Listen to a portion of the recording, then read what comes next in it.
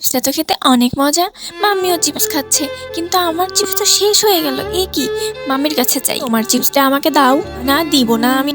মামি দাও না। না, আমি দিব না। মামি চিপস দাও। আরে কি হলো রাজু, আমার চিপসটা ও চাচ্ছে। দিয়ে দাও না। আচ্ছা এই নে চিপস।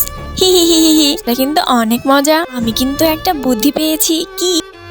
এরা কি বলছে? আমি তো কিছুই বুঝতে পারছি না। চিপস দিব না। তুমিও একটু কান্না করো। আচ্ছা আচ্ছা, আমাকে একটু চিপস দাও। মামি কাঁদছে কেন? ওহ মাম্মি, কেউ কিছুটা চিপস দাও। আমি দিব না। এই নাও তোমার চিপস। আমি অনেক খুশি হয়েছি। হি হি, রাজু বোকা হয়েছে। হি হি হি হি। এটা তোমরা কি করলে? তোমরা আমাকে বোকা বানালে, কিন্তু আমি তোমাদের কথা বুঝে ফেলেছি। চিপসটা কিন্তু আসলেই অনেক মজা।